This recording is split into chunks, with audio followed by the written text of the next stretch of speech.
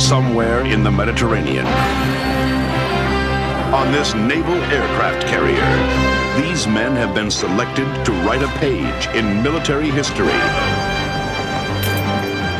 They are the best the Navy and Air Force have to offer. They've been brought together to form an elite squad of fighter pilots. Their mission, one of national security and international concern. These are the fearless pilots. Seems no matter what I do, I end up hurting someone. The men who command them. Pudding? No, thank you, sir. I'll do my best. And the women who love them. Stay. Charlie Sheen. Never wanted to be a horse so much in my life. Lloyd Bridges. Call them the best of the best. Call them Hotties. Hot Shots. The mother of all movies. Oh, God, I love this country.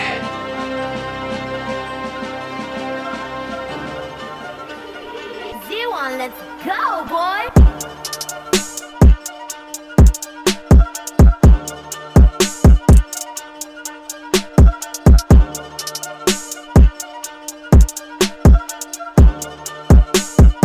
Welcome back, everybody. We're gonna freestyle with this because we're talking about we're gonna talk this silly shit. We're gonna talk about hot shots. One of the things that I would say this it's from the same people that did Naked Guns, from some of the same writers and stuff. And actually, it's the exact same writers. Yeah, exact same writers and such. We're dealing with the Zuckers again. The Zuckers, who have done the very funny airplane movie, who've done the very underrated Kentucky Fried movie? The movie. Yeah, the Kentucky Fried movie, and also, like we said, done the Naked Gun series.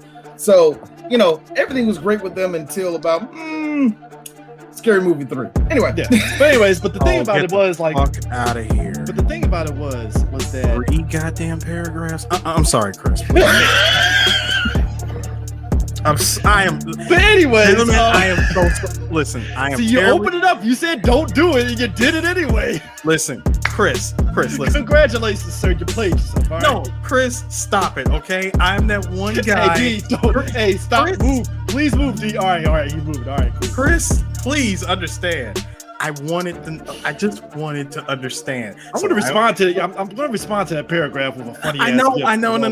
No. Just hear me out. I'm just saying. I just wanted to see what it was all about. I wanted to gain the knowledge. Okay. I drew the transmutation circle in the middle of the room, clapped my fucking hands, put it down, and I opened up, and I saw the door of truth. And now I regret now I regret my choices. Okay. No, sir. This is. I learned my lesson. I lost my arm and leg. Okay. No, sir. I'm sorry. No, sir. This is Raiders of the Lost Ark, and you're the Nazi that opened up the fucking Ark of the Covenant. It's like, ah! I thought you were going to give another way, like, nah, nigga, this is it, and you that one bully that goes, oh, no, got white hair. No, Chris, I'm glad you went with Raiders of the Lost Ark and not Crystal Skull, where I get my brain fried by an alien.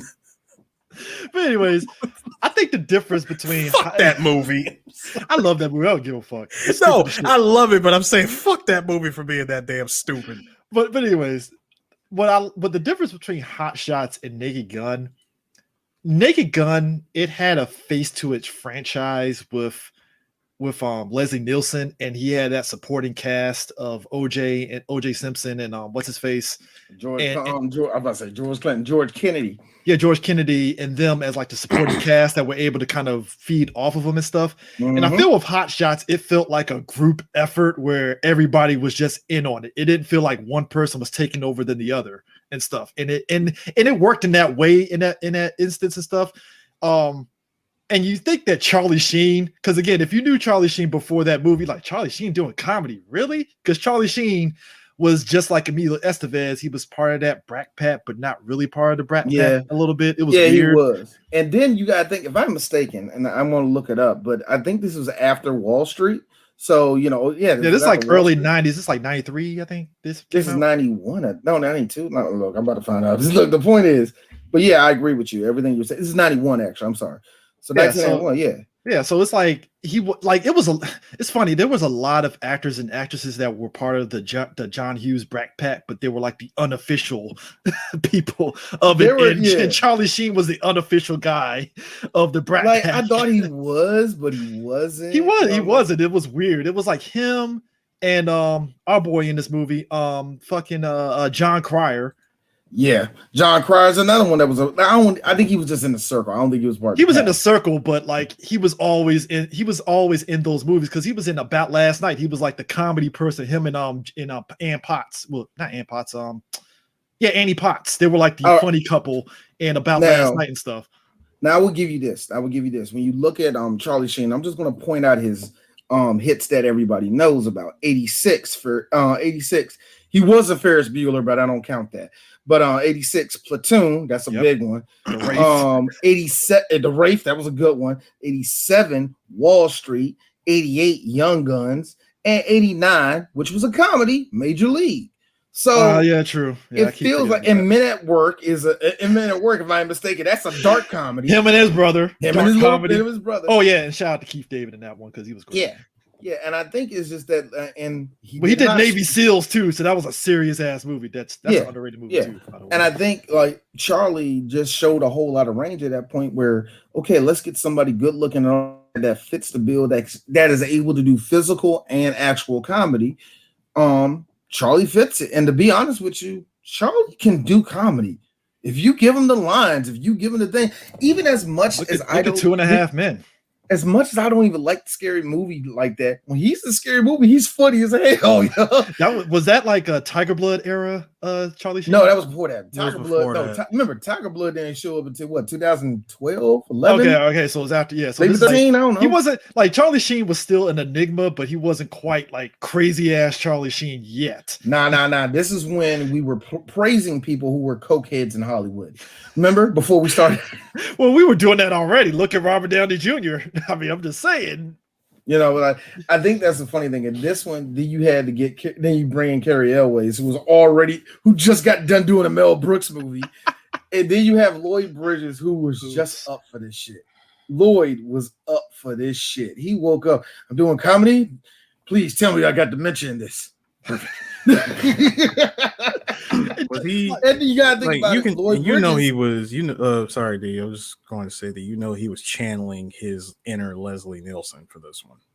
But actually, no, he wasn't. He was channeling himself because if you watched Airplane and Airplane 2, Lloyd Bridges is hilarious.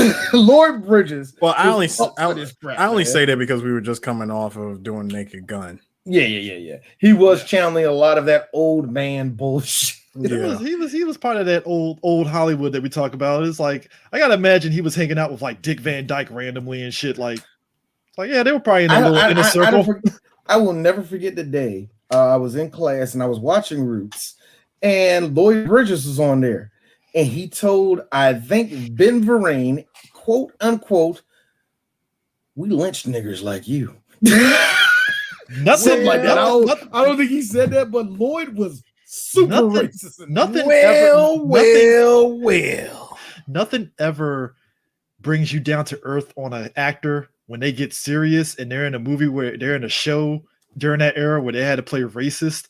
And then all of a sudden they say nigger or they be fucking just shitty towards black people. And you're like, God damn, I love you. Yeah. What happened? You know, the moment they say cut, they are running to them, apologizing like, so many times. Like, I am so sorry. Like, hey, look, y'all say that. My favorite bit is right when they're about to hit them or they're about to do something extremely offensive, they subtly whisper, I'm so sorry, you nigger. even Brad Pitt in 12 Years a Slave, these niggers got lives too. I forgot the line. He said something along those lines, and I'm like, yo, Brad, I know you didn't want to say that line, but Walter Goggins is probably the only motherfucker that ever said that nigger did it and cut. All right, hey Walter, what? We want to get some lunch? You just gonna breeze past the fact you call you a nigger, dude? It's just come on, man. The nigga in the stable got a letter from President Lincoln. Even he sounded like he refused to be convinced. Folks, I swear to God, I told D this. When I rewatched It Heat of the Night, I told D, I was like, bruh, Would you believe Walter Goggins actually played races in there? Shock, No. gasp. No, I'm shocked. let me run and shocked. tell the papers, nigga. Chris, I am shocked. Well, not that shocked. I just laughed because I saw young ass Walter Goggins. His hairline was all the way back. That's when you knew it was just like, yeah, he lost that hair even back in his 20s. You do, Chris. You do understand. You do understand that every time he says the word nigger, he loses a line from his, Man. hey, he look. just loses a line from his hairline. Look, he didn't say nigger, but yo, he clearly did not like the fucking old boy that was the sheriff in the heat of the night in that show. Hey, look. Hey, him Harris, thinking Harris, it is enough. Hey, Continue, Harris, D. Yes. you are right, because the reason why is because it works differently for everybody. Like, good example, your boy, Walter Jones. Every time he does a backflip perfectly, it gets more crooked. So Walter Jones is gonna whip my ass on behalf I can't of us. wait for the day. I can't wait for the day I feel all four of this nigga's fingers hit my face. Stop it. You said 4. Congrats. Whoa, you just hold on a second. Nigga. Also, I gotta make sure I gotta go to the barbershop before the interview happens, so he don't fucking crack in my fucking. I gotta make sure I'm right, boy. Because you go look, Chris. I will tell you this right now. If we do an interview with him, and you see my tongue swirling around my mouth like this, when you see that means D's about to say something. D, what are you going to say? And Mr. Jones, so how much Beijing you put in your hair to make that lineup look? But anyway, so with Hot Shots, what the whole premise of Hot Shots and stuff, because Naked Gun, it felt like they were hitting parodies of, like, it wasn't really parodying all one thing. Stuff. It was all cop tropes. Hot Shots, on the other hand, it was taking the piss out of fucking Top Gun. I was gonna say, it's Top Gun. And you know what? As somebody that I like Top Gun, and I'm actually interested in them trying to do the gritty sequel to Top Gun. Top Gun deserves every piss that this fucking movie Hot Shots is taking out of it, because it is. Yes, it does. Top Gun is goofy as fuck. It really is a goofy movie. The one thing I appreciate about this movie is it felt like if Naked Gun feels like its own series. You know what I mean? Mm-hmm. Airplane, but not this. I mean, this one. I mean, Hot Shots feel like it took a lot of what made Airplane very good. It just the craziness, the sight gags, everything. It felt like it came straight out of Airplane, man. And you can really tell, just about a little stuff they do. Like, good example, when Charlie Sheen was talking to the chief, and the chief like, Chief. All of a sudden, you take off his headphones. Can't touch this, dude. Oh yeah, buy some batteries. Or one of my favorite sight gags. Hey, go along. No. One of my favorite was as a kid when the jet goes off. My man he just hops in the water. Not even that. Or how about the smoke that you think is supposed to come from the jet engine is really just steam coming off of a teapot? That was a good one. The whole opening sequence of this is fucking hilarious because, again, just like Top Gun, it was all serious and the jet F-16s coming off. This movie, again, the whole thing with the jets was just steam and shit. Old boy is like fucking, what was it? He was doing like the fucking airplane shit with the cones. No, the cones and signal, yeah. The signals and stuff. The jet flies off and goes through a row of ducks that are talking, and he gives them the finger to the jet that just flies past them and shit. One of my favorite jokes as a kid to this day. I always ask myself if I'm ever on a fucking aircraft carrier, I'm doing that. You see the flames coming for the jet. Here come my man with a big ass hot dog, cooking that motherfucker, put it right there in the butt. I'm like, that nigga eat. As somebody that worked on jets, they do get that hot, and they literally tell you, do not drive behind a fucking jet when we run the engines after they come down, because you'll get fucking burned big time. Like that. Now, granted, during the winter, oh, you're warm as fuck behind the fucking blast fences and shit, because you hear that warm air just like, oh God, it feels so good. I bet that feels good, yeah. The one that it gave me was And it's later on in the movie, but we're just talking about, like I said, we're going to be all over the place with this one. The one that it gets me was remember when they all landed on the carrier, and you see everybody come out, they take off their helmet, carry over his head, curlers. The brother, he was hopping out the jet. He picked up the bag of groceries. You see that big ass Captain Crunch. Oh my god! No, dude, but the fact. Okay, so it's Top Gun. Clearly, Charlie Sheen's character is supposed to be, Tom Cruise's character, Maverick. And stuff. Maverick. We see the whole backstory with his dad and the shit. First off, when his dad was like spinning around the airplane and the chain just falling out, I died because they treat the airplanes like fucking cars and shit to the point that they hit the brakes. They do. Dude put on his 4-ways to beat the guy away when he's flying past them and shit. But Topper's dad literally, and it feels like some robot chicken sketch shit. He crashes, wakes up, and he has fucking he has antlers and stuff. And he looks up, it's deer season. He's like, "Hey, that's a deer." Bam. No, actually, the best part was you come to find out, dude dies and. Like his head is put on a plaque. Yeah, I'm sorry, man. Then with the antlers still attached to his helmet, and everybody was like related to each other for some strange reason. No way, you're my no way. It's like your cousin. I get it. I see what you're doing, movie. Yeah, small world type bullshit. Just coincidences. Did you guys love the Star Wars Return of the Jedi Ghost shit at the end though? Yeah. That was a good one. He still had the fucking antlers. I like how you just looked at it. No, but Topper, the whole thing is I'm not gonna say it's beat for beat like Top Gun, but it is. But it's just even to the point there that John Cryer's character, Lieutenant Washout, is supposed to be like a wall-eyed idiot. He's supposed to be like what's the old boy from Top Gun? Goose. He's supposed to be the Goose, but not really because it's the other guy, Dead Meat, that is Goose. Dead Meat. No, I like. He's like, man, I'm just putting up pictures of my family. Where's your family at? Well, I am my own family. It's just me and a road. He's like, just me and a road. I don't have time for love. I see a loner. No, I bought it. Like that was I hate those jokes so much, but I love them.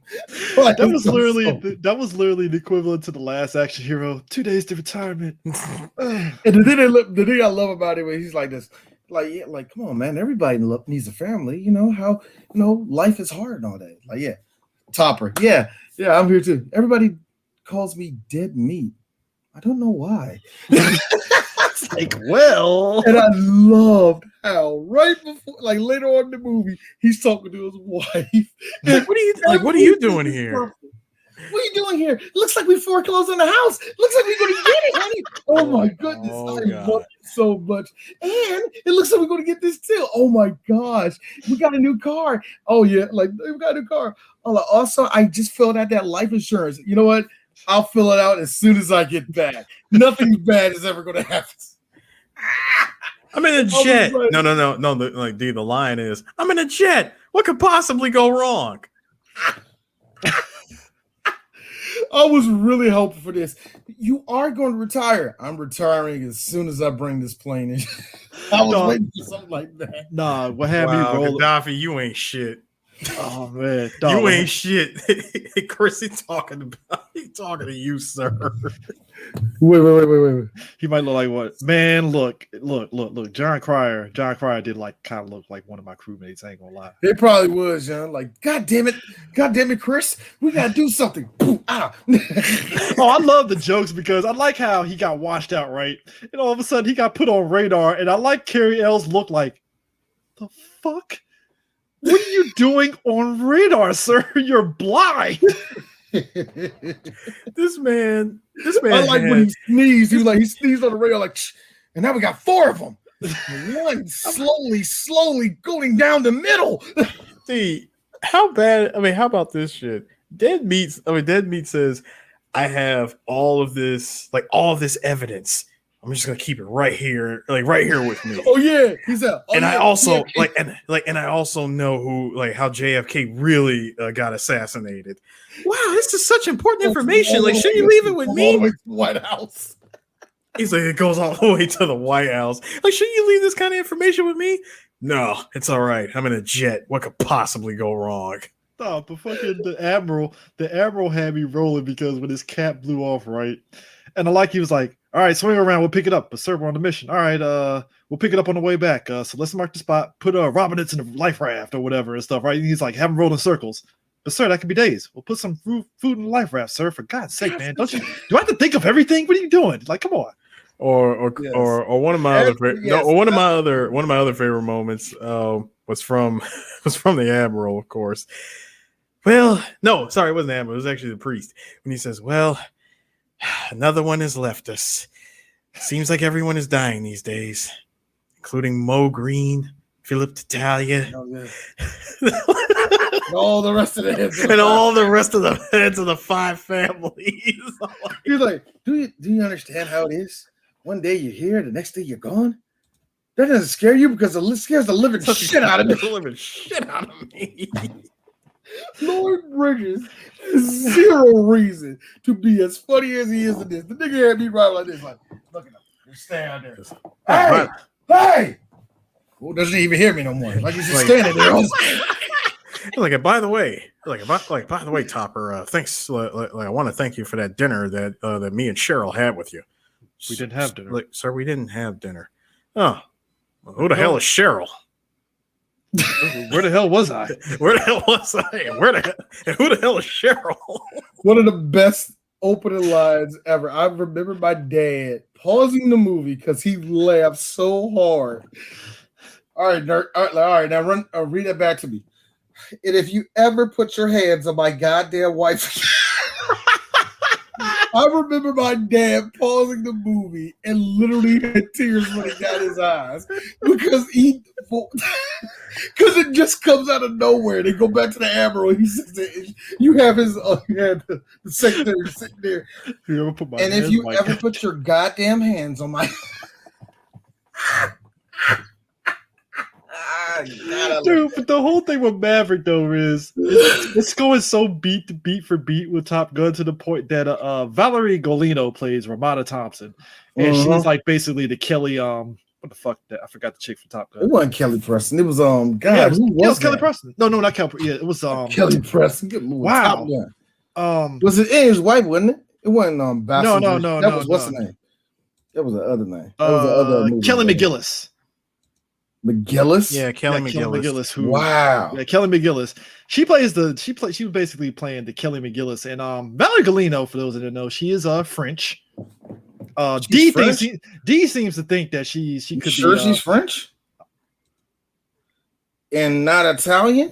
I'm about to say Italian, my bad. She's Italian. I don't know. I'm just saying, Chris, that vowel at the end. Yeah. My bad. Golino, my bad. I don't know why I said French. I was thinking of somebody else. But here's the funny thing: she's Italian. Very well French, and I want to know. But yeah, she's Italian, but like in terms of America, it was kind of interesting because she was in a couple of movies that were actually not bad because she was the love interest in Big Top Pee Wee. She was in Rain Man. She was in both Hot Shots movies, and that was it in America. But like she was one of those actresses that she thrived more so on the international movies than anything else. Well, yeah, of course. She was a European actress, you know what I mean? And it benefited her not only can be able to speak in Italian and in English, that helps her out too. Yeah. It's a shame that she wasn't a bigger actress in America, but let's just be real, it probably wasn't going to happen. You know what I mean? I still find it hilarious. You can say the same thing about Christopher Lambert. He could have been way bigger, but come on. I still find it hilarious her character name, Ramada Thompson. I know, right? Ramada Thompson. And she is clearly not from this country. I ain't gonna lie, man. them eyes, man, them shits get me every time. I'm like, God damn. For me, it's her eyes, and she's one of the very, very few white women to have nigga curly hair, and I like it. Oh, hold on. Let's also get this elephant out of the room. When you showed me a picture of what she looked like today, and I said, still looks good for her. Like she's 55 years old, it still looks good. That is Not the easiest challenge for a white woman, especially in Hollywood. Yeah, and I especially, and I W one up too, especially living in racist ass fucking Italy. Somehow, I mean, you know what it is? It's kind of like it's kind of like Kelly LeBrock, right? Kelly LeBrock still kind of holds up to this day and stuff too, in a way. And I was like, all right, Kelly LeBrock still looks pretty good and stuff like that. I think it's just one of those like when you're just kind of off doing whatever and shit, and then you ain't really stressed out about anything. It's like, yeah, you hold up. She don't look like somebody like Valerie. Don't look like somebody that's just stressing out every day. It's like, whatever. I will say that she is going like she's going bat for bat when it comes to like freaking domestic partners. I will tell you, she's batting the same averages as J-Lo. Good Lord, she was fucking Benicio at one time. Woo! Yep. Who is Benicio not fucked at this point? I'm just saying, like here's Benicio. That's very. I mean, but still, Benicio hooked up with a lot of chicks. I'm like, I'm just saying, look at her body count, man. Yeah, who did she hook up with? Her dad. Just dad go go to her Wikipedia. She's been involved in like 5 different relationships. God damn. 6. No, 5. Yeah, 5. I'm sorry, I read it wrong. Her dad was German. Her mom was Greek, and one of her grandmothers is Egyptian and French. That's why. They ain't nothing. Yeah. But that is all exotic white. But if you didn't hear her speaking, you just look at her, you think she's just a cute white girl. But when she speaks, it's like, her eyes give it away. Her eyes. You think so? Her eyes make me say, "You're not from here, are you?" There's something in you. I can't tell. There's something that's in you that is not all the way Caucasian. Only difference is an American. It's kind of like I don't smell the mayonnaise and motor oil on you. It's equivalent to a fucking black dude that always think like some light skinned chick got Creole in her. I'm like, dog, not every fucking damn light skinned chick got Creole. Dog. Chill. You know who did that? Light skinned girls who don't know who their grandparents is. Man, that's who did that crap. Who started that whole no? How you correct? Well, I just that all the bitch. Your family stayed in Michigan since 1901. Or D.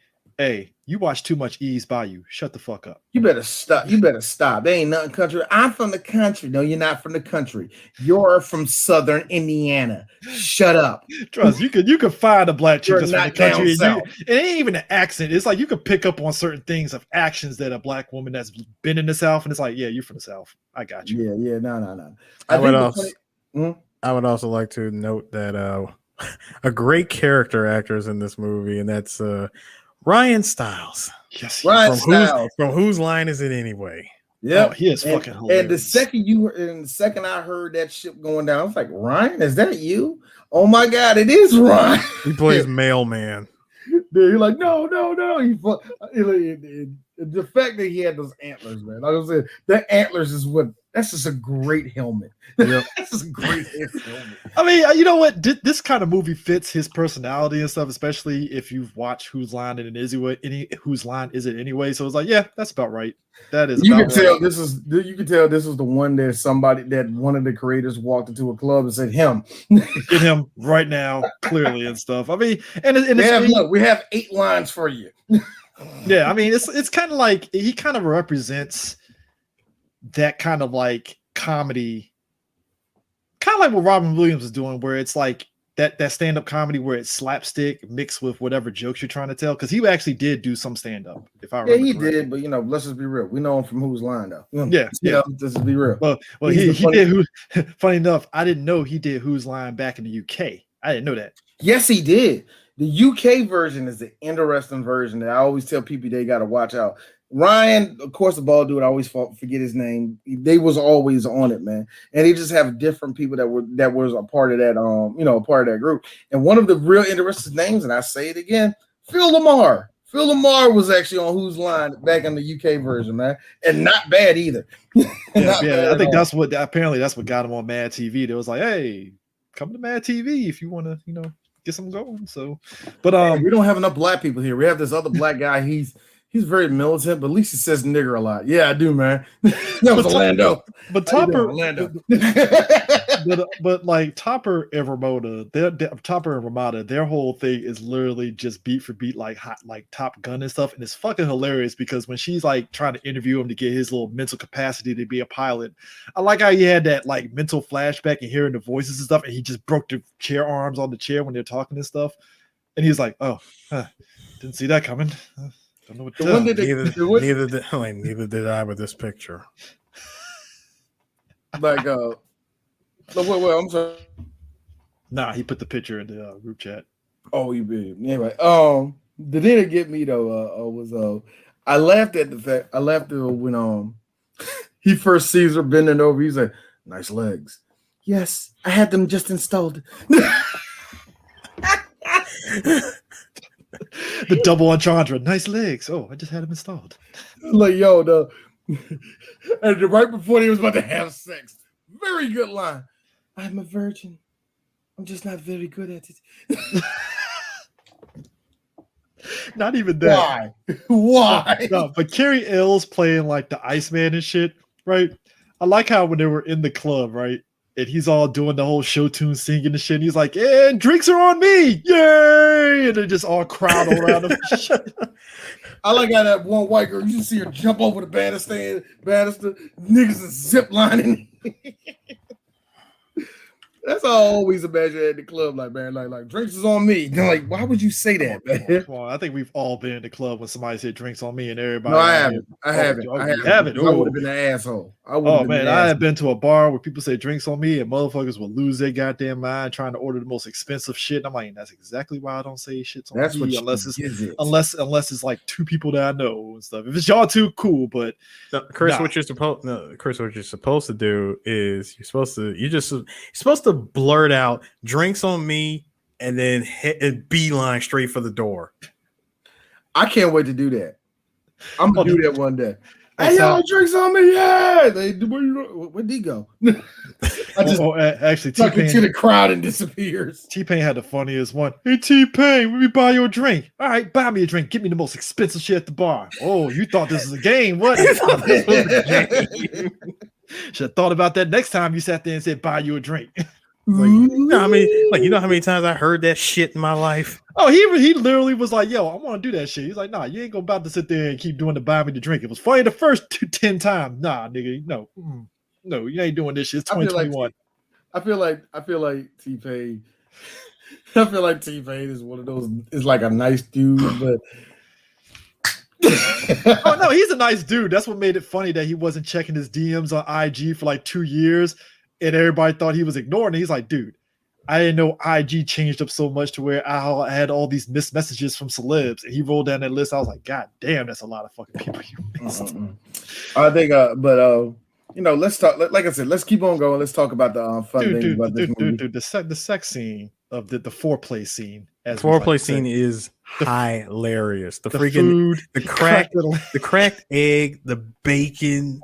The part for me, he took the cherry, hot. Took the strawberry, hot. He took the pizza, rolled that joke up. Then he started looking at joke like a blood. I'm like, yo. She eats it. Like she's here's me. It's kind of sexy. Kind of hot. It's like, But the best part of that scene was after the bacon strips and the fried egg, my man took a pound of that damn hash brown and just mashed it right on her damn stomach. It was great. Now, if this movie was a little bit different, they would have had her moaning a lot harder than she did, but it was still fine. Like to me, I want the girl to sound almost orgasmic when you put the hash brown. So you need it. So basically, if she did the when Harry met Sally moment. Yes. Side note to this day, that was a very interesting pairing, wasn't it? Yeah, it was. It's like Meg Ryan and Billy Crystal. It's like, huh? She sold that scene at the restaurant though. Oh, he was like me. I would have been like, huh, that was interesting. Check, please. You got B. Arthur. I'll have what she's having. Yo, the thing that gets me about that movie to to this day, what gets me about that movie is that there was a time that Meg Ryan was hot. Shout out to Nicole Sullivan playing on Mad TV with the squinting eyes the whole fucking time. That was funny. The other one, that's exactly how she was. The best joke I ever heard about her was on American Dad. Somebody said something to Steve like, "Yeah, this reminds me of Meg Ryan." And Steve goes, "Yeah, the hell with her getting old."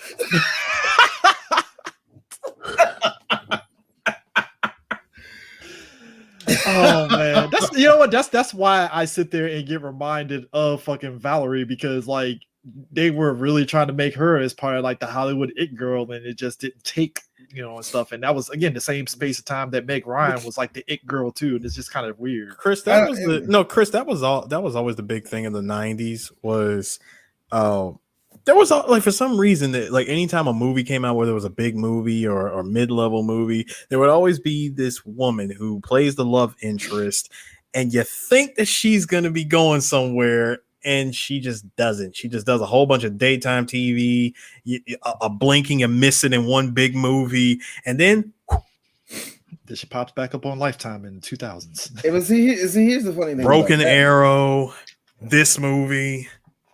Just every movie from the 90s. I'm sorry, you just said Broken Arrow. Imagine being told. His homegirl from Broken Arrow, you would think that she was going to be like the it girl. I know we were off tangent real quick, but imagine you're being told by your agent, "Hey, Super Mario Brothers is going to blow you up. It's going to be crazy." Hey, yo, Samantha, come here. Let me tell you something, Toots. I told you that pretty body and those pretty lips was going to get you somewhere. Can you really stop talking to me that way?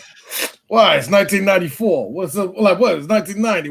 What we want to do? Get all proud and say me too or something like that? Now.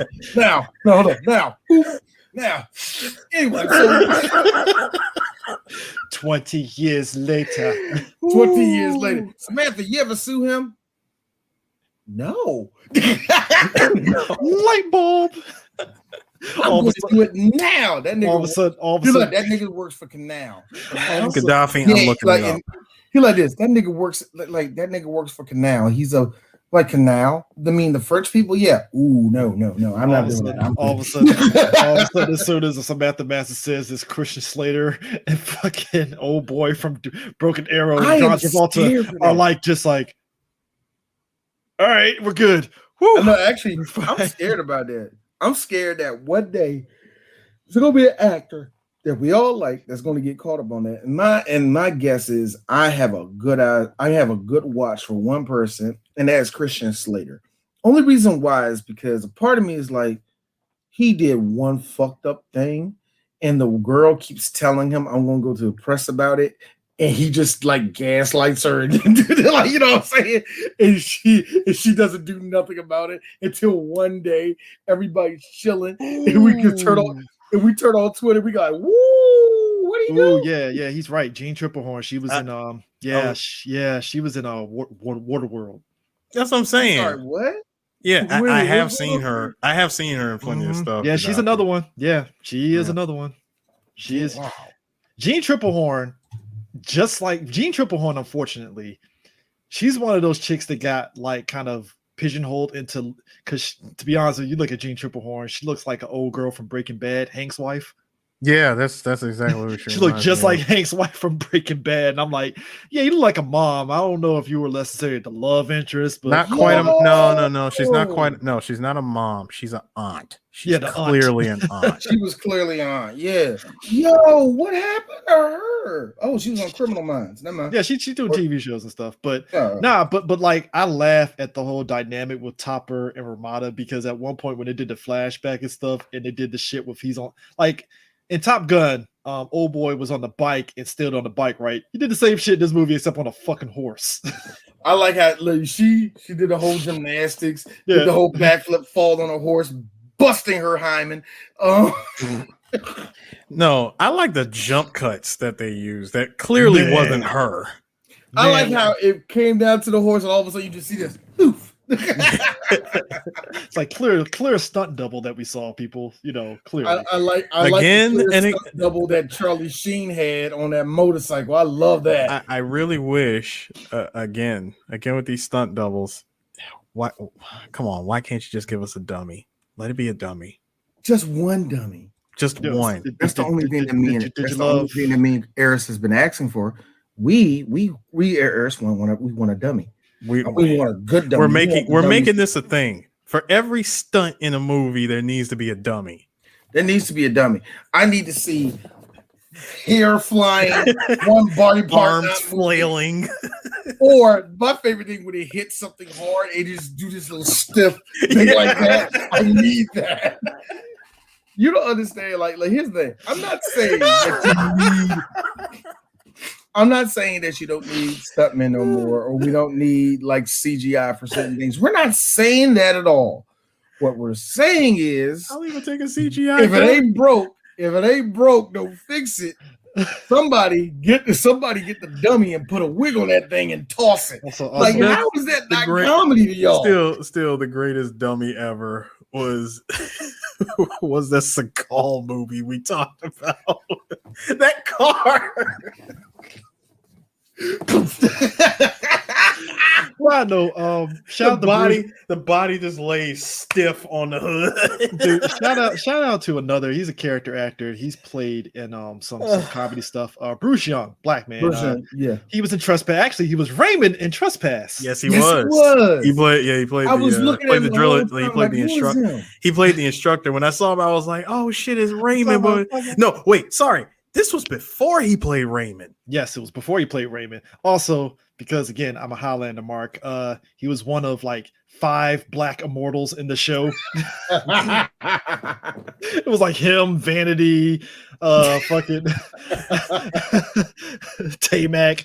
I'm just lying on Tay-Mac, but I'm just saying. Don't say that. Like, Tay-Mac, like, I wish I was in there.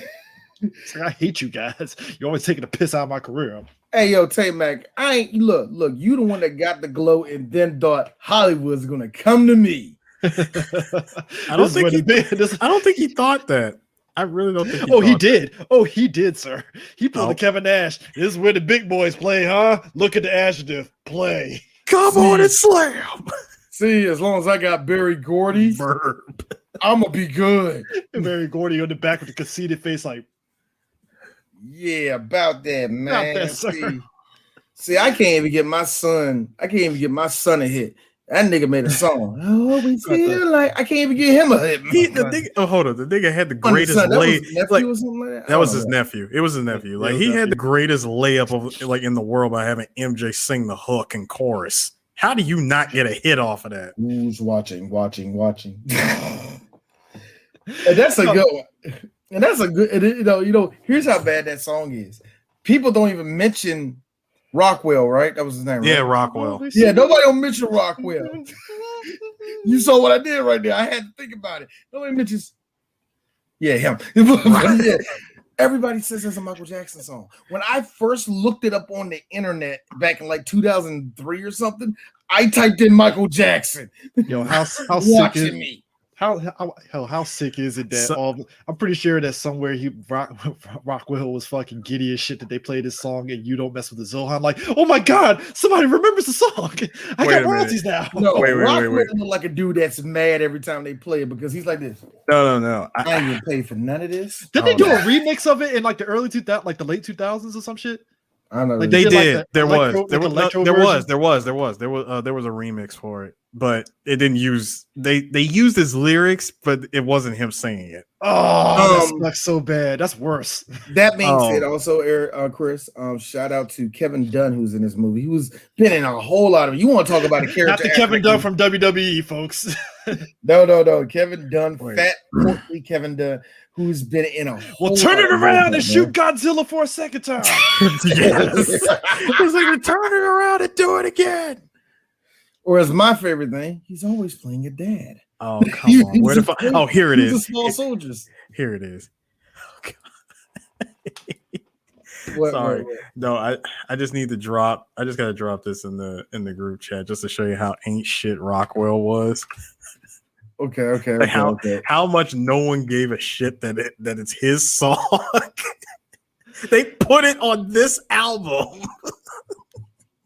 Sorry, it's in the StreamYard chat, private chat. Yeah. But anyway, no, but look at the track list. Wait a minute, I don't see it. Only thing I got up here is track number 4. Scream Michael Jackson album, that one. Yes. Look at track number 4. Okay, Scream Michael Jackson. Ooh. I don't even see this. See, Chris got it.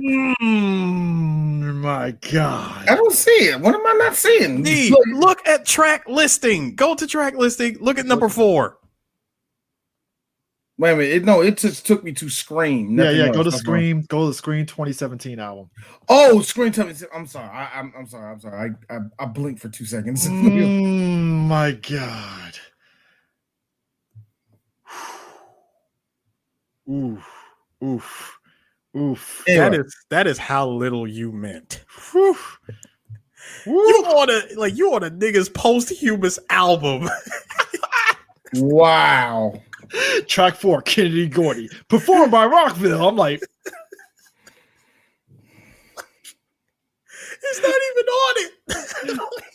You imagine his kid throws that shit in his face like, you ain't even my real daddy. You can't even fucking sing your own goddamn song. Get out of my face. Right, horrible. But I like the whole thing of, and this is where the movie had me rolling, because I think this was them parodying Iron Eagle. When they were in the Mediterranean and had to face off against the MiGs. Yeah. And the guys they were doing was speaking in like, it wasn't even a language. It was like, I'm like fucking dying laughing. What was it? The caption said pseudo Arabic. And I liked it because they were saying, and I had to catch this. Here's the thing. I understand it's still going to be a while, despite how everything is now being PC the way it is. We still have a big contingent of white people who don't respect people from the Middle East. Fuck no, they don't. So we're still going to get jokes like this even today, where they have their helmet and it says hummus, the other one says falafel. No, the dude had me die. It was like, across the territory, it's a falafel heights. Dude, I hate white people. Here's how ain't shit. Here's how ain't shit white people are.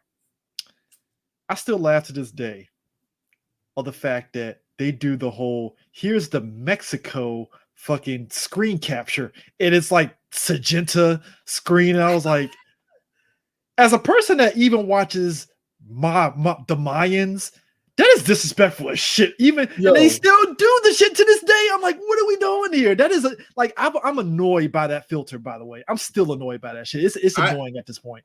I died when they, like I said, when they go like, what the fuck? It's dude, like, and they played the Arabian music when they go to his wife, and it was fucking Valerie in the fucking Arabian attire. And I was like, oh, I caught that. They had her dress up as that to show us his wife. The shit that had me die was the other thing that had me die was the whole time, like I said, the fact that they had they Topper actually goes between both planes and fucking slaps some shits. Yeah, that was stupid. That's like, yo, I love it. He's like, oh. The other part that had me dying was, like you said, they can do these stop on a dime moves in midair. Nah, but even earlier in the film, when fucking Washout was posing as Topper and he was fucking up in the air, like, Topper, what are you doing up in the air? And he's just fucking up stuff. All right, I'm gonna go ahead and just get out this jet. And he's like, what are you doing, sir? What are you doing? That was fucking hilarious. But then also, and even in the final fight, fucking Mailman literally opens up his canopy to fucking staple the fucking part of the fucking plane that was on there. I was like, okay, that was fucking hilarious, man. He's like, all right, I got it on there, and the newspaper just flies in his fucking face as he's doing this shit. I was like, all right, this is like the thing that always get me, like the all of the again, it goes into the whole sight gag thing because in this movie also we talk about dummies. There were quite a few dummies in this one too, and I'm gonna say that when Eris get back. But the one thing that always got me with this is not just the physical comedy they do, but it's like I say, it's just the little sight gags that they do throughout the whole movie. Man, people falling over. Like the one joke I liked was when Topper got on the base and he's just driving around and you hear it go like this, like there was a man, this guy named Brady. But they ain't be rolling with that, man. They just like then they do. Like, they did the lyrics to "You Can't Touch This" or some shit, something like that. Yeah, it was. I forgot what song it was, man. But they all. Oh my god! Like I said, little stuff. You know what? Also, I will also say it's kind of oddly enough, this movie does kind of wear its 90s very thickly, doesn't it? Yeah. Like, and I understand you have to when you make a movie like this. When you make a movie like this, you kind of got to be like in the know. What's the end thing? What's the one thing that we parody? But it's like, wow, how much of the shit that they I mean, because you had to, because it was 91. You got Top Gun that you're parodying, so. But you weren't really parodying movies. I think this was one of those we're going to parody military-esque shit. Mm-hmm. You know, that's in movies and stuff. Like it wasn't quite trying to lampoon Platoon or, you know, all that shit. I think that's in Hodgepodge Part 2, actually. Yeah. But they don't really start doing the Vietnam movies until the second one. Yeah, the second one. Yeah. And that's when they start getting that one. This one was more like the that's why I say it reminded me like they were making fun of Iron Eagle, because Iron Eagle 1 had came out in 89, I believe. Yes. So it was more so it was more so like we're gonna make fun of those type movies, because even for those movies in the 80s and stuff, and I don't know if we're ever gonna do Iron Eagle. Watching Iron Eagle now, I just laugh at the over the top nature, because like you said, of how we parodied the military structure and the Air Force and stuff. I'm like, let me get this right. Y'all just let this 16-year-old kid ride an F-16 to save his dad in the Middle East. Meanwhile, in today's fucking military, it'd been like, oh well, man, I guess we'll get your dad when we negotiate with the terrorists. So you're on your own there. I laugh at all these how all these military films go anyway, because they all kind of like, I want to say lies are not the word, but how they just embellish the truth, or at least straight up like, you know, yeah, you can do that. No, you can't. Is the military back you up? No, we're not. Yes, we are. No, we're not. You just fly off a military base and just go to another country just because. Nobody stops you. No international sanctioning or anything like that. Like it was funny in Iron Man when he did it in the first movie, where it's like, okay, that's actually funny, because he was like, is that you guys' guy? It ain't my guy. I don't know who the fuck this guy is. That's what made it funny when Terrence Howard was like, that ain't our guy, man. We don't have no, that ain't our main, man. He actually did say a variation of that in that movie. I was like, what if? I like I said, when it comes to when back on the hot shots, I like how after that scene of them having sex, it was so funny. Before they even did it, they showed both Topper and Ramada. They are walking back over to her house, right? They walk out the club. They're talking, and stop. Well, this is my house. Next door to the club. And you don't notice it until you like all of a sudden they were walking for like 5 seconds. And all of a sudden you just see a regular house door. Like, wait, what? No, but had me rolling though is that whole subplot was like, okay, so the subplot with this and stuff, and again, it's supposed to be played for like seriousness, but it's funny. So the whole subplot is the Navy is using Topper's like him being, you know, just fucked up in the head because of his dad's death in order to like bolster getting new airplanes. So that's why they're doing those exercises, and Topper fucking up. It kind of bolsters like, hey, we can get some new planes now and stuff. So Topper being in the Mediterranean and stuff on that little exercise that turns to them, you know, fighting the Middle Easterns and stuff. Yeah. They were like, all right, congratulations, Colonel. Yeah. He's going to fail. We're going to get new planes. And like, I like how they play them as evil, but they're just also just as goofy too, because the fucking Admiral Lloyd Bridges guy, he's just aloof of how sinister they are. So every time he does something goofy, they're looking at him like, is this guy stupid? Does he not know we're trying to sabotage this shit? What is he doing? The thing that get me about that is that there's like this it's serious talk, and it doesn't slow it down because there is serious talk. Like we got to get that plane in the air and all the rest of it. Yeah. Business. All of a sudden, like, I hope this boxing match we're watching is good. Don't worry. I heard they both are under Don King, and so the fight starts. They walk into the middle of the ring. Dude clearly misses him. The other guy falls to the ground. Good night, everybody. That's the fight.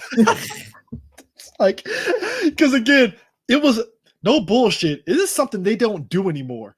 That was another trope of movies and stuff where they were always, whenever there's like an important conversation and stuff in a movie like this, an action movie, they're always at a sporting event.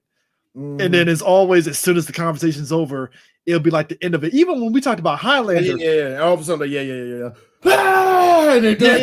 Like in Highlander, when they were at that wrestling event and we saw Ric Flair and them wrestling and stuff, and I was like, that was a quick ass match. That shit was like done in like 2 minutes in terms of the fucking damn fight. What the hell happened? But you know what? I'm mad I missed the Don King reference when he said Don King. I was like, oh shit, it was 91. Don King was the guy. Yeah, and a lot of people just had this idea that like Don King just fixed every fight because he kind of did. But you know, only in America, guys. Only in America. You know, I got to give it up for Bo Bridges and Bo and Jeff Bridges' dad in this movie because this nigga was insanely hilarious, man. It was no reason for him to be so dumb. It's like this dumb stuff, but the thing that got me, he's like, whoa, be careful with that, son. I got a bullet went right through my head. Watch this. he took a piece of tissue. See, can't hear a goddamn thing. What are you talking about? The sight gag with him saying about his ears being all fucking empty and he puts the fucking handkerchief in there and shit. That shit it's a sight gag, but it's a goofy sight gag that just works because he's doing it. Especially with the sound effects where he's like, I'm like, okay, that's actually. And the other thing, what was the other thing this motherfucker did? He fell down the steps. When he fell down the steps, what's going on, man? I like when he asked him to fucking order up some soup, and he was like, I love soup. At least I think I love soup. Blasted shell. It's either soup or duck. Which one do you shoot? Duck, sir. And then hits the head on this. He's like, are you all right, sir? Of course I'm all right. What have you heard? There you go. Oh, man. Dog, man. But like, not even that whole thing with the club, right? And when Topper sits there and says, like, all right, I can go in. What about your landlady? I mean, you could do her too if you want. Yeah, that was funny. She's like, yeah, I only have a landlady. He's like, so what about her? You can do it too. The way she, you can do it too. Do it too. That's cool. I'm like, yo, that was good. But I just like, it's just like, it's just everything is just an escalation. But it's like, for me, like, I laugh at the movie, but it wasn't laugh out loud like I was with Naked Gun. And it doesn't mean that the movie wasn't funny. It was just like, all right, I laughed, but it wasn't like balls to the walls. Like, I think what it is because of just because the humor you're dealing with is a lot of sight gags. Like a good example was them. Well, Tex Avery humor, yeah.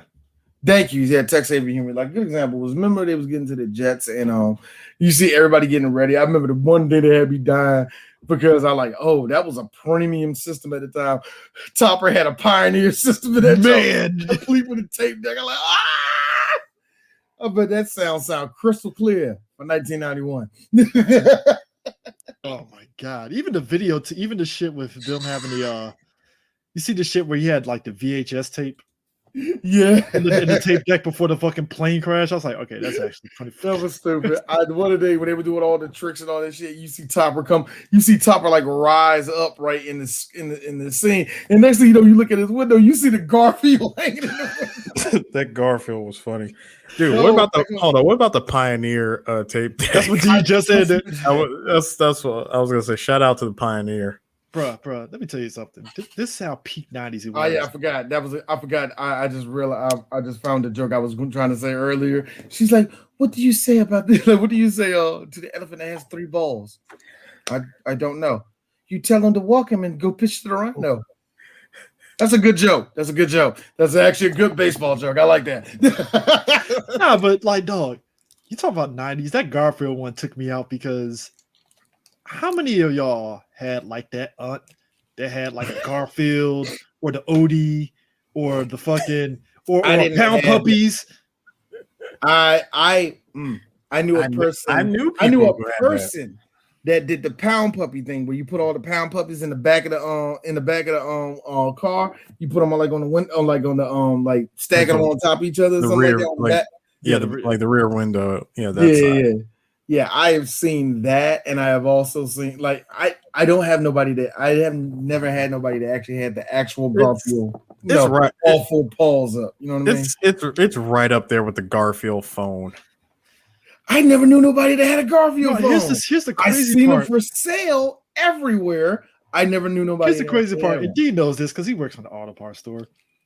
It's amazing how the auto parts store started selling stuff outside of auto parts because they were selling those Garfield shits. Like, hey, you want to customize your car? Put this in the window. And I'm like, they still do that shit. You know how much shit they give us? They got to sell that's like, ain't nobody. What they got y'all selling now? What they got y'all selling now? Right now. And it's great. It's great. Shitty shift knobs. That one other store does that. We don't do that. Sir, you gotta go Black Panther. No, we don't do that here. We don't do that at our. No. I'm not even gonna give away the store I'm at. I'm just saying, like, we don't do that shit. They do. Actually, the one in Clinton stopped doing that. I'll just say this: the one in Clinton stopped doing that shit because they know their demographic. Nah, man, there's enough white boys around here that's gonna want this shit now to be a skull. Now, Waldorf. No, the thing that we're selling right now, Chris, and I swear to God, no one buys this. It's the magnet tags. The mag tags. What's that, D? Well, these are customizable because you can get the tag, and in the middle you can put a different placeholder in the middle. We have Star Wars, we have Baby Yoda, we have Deadpool, we have Punisher, we have Spider-Man. It's awesome. D, how many you sold? Fucking none. Who wants that? I know that company blowing like shit. They blowing like shit. Like we had an idea and we thought we could take a shot and win, but I think what it is also is that when you can sell those certain items like that, yeah, you should. You should, man. Like good example, like you said, the Garfield. If for whatever reason those came back in style, they will sell. Of course they would sell. In the 90s, I know for a fact it sell because as much as I sat there and talked shit about it and stuff, I remember as a kid walking inside Track Auto with my dad and I saw like different varieties of them and stuff. I mean, the one thing that we don't sell, but you got to get it in certain places. We do sell it, but we don't. I haven't sold one in like almost 2 years. Was Baby on Board. There will always be Baby on Board. There will always be a help wanted one. I'm not help wanted. I mean, for sale signs, shit like that. The one that kills me. Please be patient, student driver. Nah, we don't sell those. We don't sell the student driver. I think those come like directly from driving schools. I feel like you're gonna have to you got to actually go online and type that in to see what company can give it to you. You know what I mean? That just seems like that's at a wholesaler. You just can't get nobody to make that for you. Bro, the funny thing about this movie is near the ending. Again, it's like Top Gun. They do the big mission and stuff, right? Now, it's not enough that we see Washout, the escalation to the point to where he has like goldfish inside of his big ass fucking. I love that. That was great. I loved it because he's seeing it. You can see the little itty bitty fish in the area in his eyes. Goldfish, not we got to specify goldfish, like baby goldfish. But nah, Topper is like they're like Topper is still there because they think Topper got shot down, right? This nigga fucking crashes with that fucking piece of the plane. I'm like, are you fucking? I love it. He's like, wait. First of all, Chris, Topper, I hear you coming in. Like Chris, he doesn't crash the plane. The plane literally drops. I love it. It just drops straight down. No parachute, just vibes. I got no parachute. All right. Looks like I'm losing the wheel. It's all right, Topper. Also losing the wing. All right, it's good. The other wing is gone. It's all right. You're coming in fine. All right, here I am. I like how he just opens up the canopy and is like, yay! Oh God, I hate to go back because I finally found the line. Good men like Dead Meat Thompson. Just in a blink of eye, they're out like a bad bulb. One minute you're in bed with a knockout girl or guy, girl or guy. The next minute you're compost heap. Does that bother you? Because it scares the living shit out of me. That whole funeral was fucking hilarious, man. Because did you like how Dead Meat was alive and they didn't cut to the fucking funeral? I was like, wow. When he said, "I'm in the he goes, "I'm in the hospital. What's the worst that could happen?" Immediately, freaking fade, like transition straight to the funeral. And wait. And then my other favorite part was at the funeral. Here comes Topper. So I'm sorry, it's not much, but it's about $2,500. It's all that took from my savings. Oh wow, with these millions of dollars I won off of the lucky lotto, I could take this and just blow it on hats. Dude, the look on his face was just like, that money's gone. Kill me now. He's gone. Kill me now.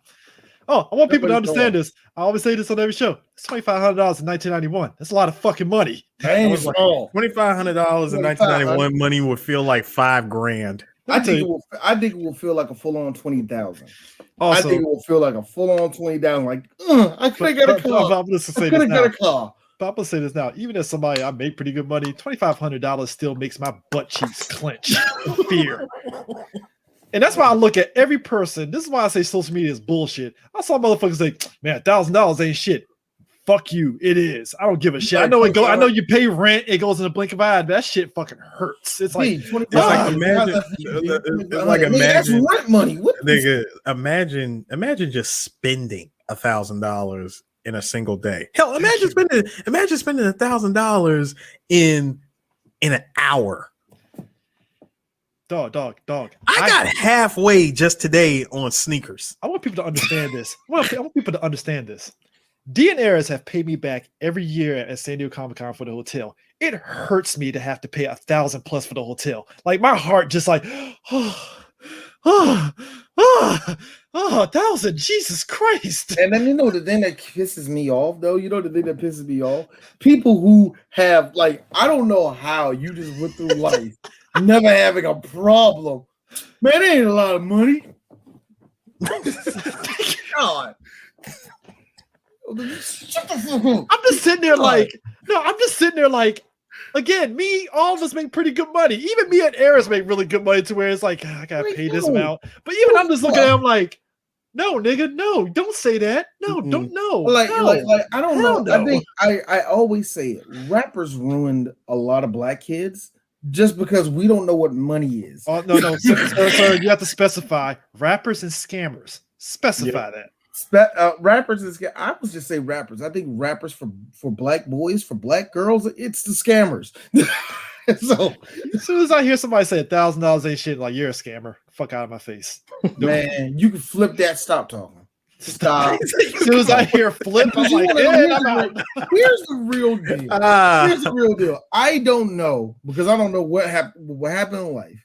But I know two things to be true. Number one, somebody that tells you can flip something, shut up. Number two, the one thing I do know is this: the only way anybody can make quick money the way we always say it, sell drugs. I'm not even kidding you. You can make you.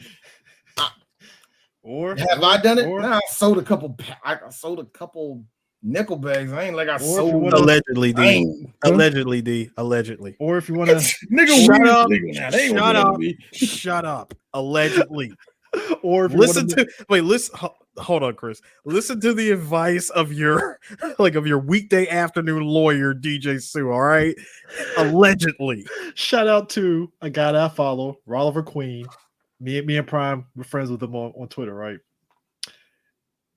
This chick was like, man, I didn't know guys really pay for feet videos. Rolliver was like, you better fucking jump on that shit now. That's quick money. Do it now. Because, yeah, get it while you can. That's why I was like, yeah, get your quick money in. Do it now. That's what OnlyFans is, because OnlyFans about to pull a Tumblr. And you heard about that, right? I heard about that. That shit's going to implode. Yo, OnlyFans was like, yeah, this sex game ain't for us. And I'm like, oh boy, here we go. Yo, the way when I hear that, like, yo, son, real talk. It was a good ride, but good ride, guys. There's about to be a bunch of girls named Shanita that's mad as hell right now.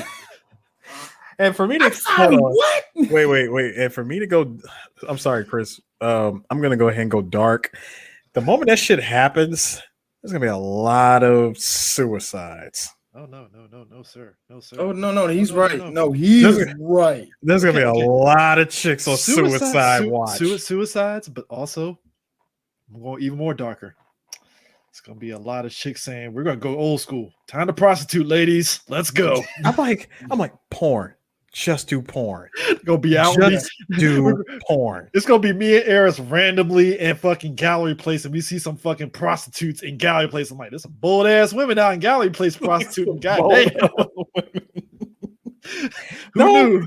Just to show you how shallow the pool is, because they can't, they all can't be in one spot, Chris. We're just gonna have to be rolled around. We bend that corner at Franconia Road and we see one there. So we have fucking Awesome Con, and all of a sudden fucking some 6-year-old kid getting solicited for a prostitute and shit. It's like, damn. I'm like, damn, chick, you down bad, huh? 6-year-olds, goddamn. Hey, look, times are tough. Hey, no, this is what we're going to be. Hey, guys, real quick. This is life what goes we're at going you to be. fast. Look. I hear y'all talking all that. You know what we're going to be getting when OnlyFans close? A lot of this. Hold on.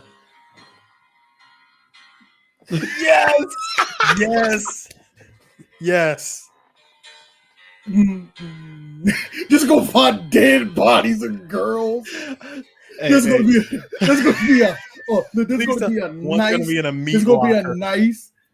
a nice mid-level house. All of a sudden you bust into the girl getting arrested. No, y'all ain't gonna take my stuff away. Cut to us three in a Denny's fucking eating breakfast. No, here's her. We're all getting made. Just like you told everybody that was going to happen. Plus, D still had his connections in Pittsburgh.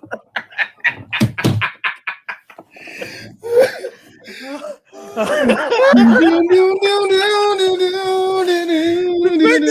sorry, Chris. The fact that you said that all three of us are sitting at Denny's, not even IHOP. Dude, I'm sorry. That part where they were him and Ray Liotta were in the fucking there in the diner eating breakfast, just cheesing, like, oh man, everything is so great. No. Because all three of us are feeling good about ourselves. We're at Bob Evans.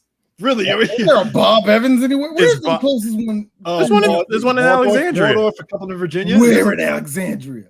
There's one there. Yeah, it's one in Alexandria. Like I forgot where it was, but before you hit Crystal City. Yeah, that's where it is. Mm-hmm. I didn't know. Yeah. Really? There's still a Bob's Big Boy. Bob Evans is still Bob Evans. I'm thinking about Bob's Big Boy. Yeah, Bob Evans. Yeah. Yeah. God, man. Yo, watch YouTube catch that shit and flag this video for fucking content ID. Yo, they're the content ID. They don't get me. No. Here's the damn piano. Here's the best part. Of all those dead bodies we see. I told you one of them is gonna be frozen. One of them is gonna be frozen in the meat locker. We had to wait. They had to wait. They had to wait 2 days. They had to wait 3 days until they found out what happened. Time out. Because I'm sick in the head. It's gonna be a frozen, and it's gonna be a chick with like a vibrator in there, and she's like frozen and shit. Yo. And for the sad one. Hey, Chris. And then for the sad one, huh? Hey, I remember this. Wait, D. Hey, Chris. Now for the sad one. Turns out that this chick, she only had about $2,800 left in Bitcoin, and the doctor said that they gave her a hot dose. But the big one that really got Harris was his boy off of Fresh and Fit. 14 girls and himself, all in one night. So many dead bodies. Doom. But then again, we never seen the guy so happy before. So the good question is, to wrap up this joke, the good question is this: who gets the O at the end of the scene? Oh no! Fuck me. Oh, actually, I'm gonna give myself that. I'm gonna be fucking going into the room like, oh man, this is so great. Look here, look, Chris kicking all of it. Yeah, how many years you? About 15. Yeah, you remember the day? Hey, D, walk me into a room full of fucking gunplay. I'm like, son of a.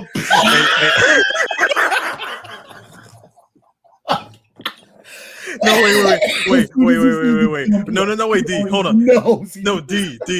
Here's the best part. When he walks in the room, Chris doesn't know it. Dude silently pulls out a footstool just so he can stand on it and aim for Chris. To see a fucking full boxes of Gunpla, I'm like, what the fuck? What do I think is gonna happen? Wait, what? I gotta do it right. Wait, Gaddafi just asked me what do I think is gonna happen to Momokun, Ivy Doom, Kenny, and Belle Delphine? Easy. They're like very easy. Momokun's already ahead of the game. She's on Chatterbait. She's on Campsite. She's ahead of the game, bro. Cam soda. Eris. What? What do you mean? Kicks open. They whacked him. They fucking whacked him. Why? OnlyFans. Because only. Okay, Nico. I'm sorry. Wait. I'm sorry. That shit in fucking Goodfellas always gets me because they close up shot to his face like, what? Wait, Nico LOL. Nico LOL, first of all, she's smart. She's a millionaire. The only thing she needs to do is just shut the fuck up and sit on her money. Ivy Doom Kitty is fine. Yeah, Ivy Doom Kitty's fine. She's fine too. Real talk, Gaddafi. Real talk. Three of these 6 girls that you mentioned are actual millionaires. Look. Bree Nasty's gonna be fine because they shut that shit down. Gaddafi, when I said ahead of the game, I'm saying she's a cam girl. She doesn't have to worry about OnlyFans. Yeah, because once you go into cam girl, you got avenues beyond. That's my point. And I think also, just real talk, you're gonna at least have 3 sugar daddies. If you're good, you're gonna have at least 3 sugar daddies in there. That's gonna constantly give you money. Oh, and plus, hold on, and wait. And the best part is,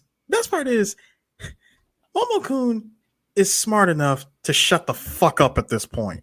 She has learned her lesson. She has kept her mouth shut, stayed in her lane, and has nothing to do with cons. So that being said, everybody, if you're a black guy that likes them big like me, but back up was like that white fat hanging like. We diverted away from Top Gun, but before Topper landed like that, right? I love the fat.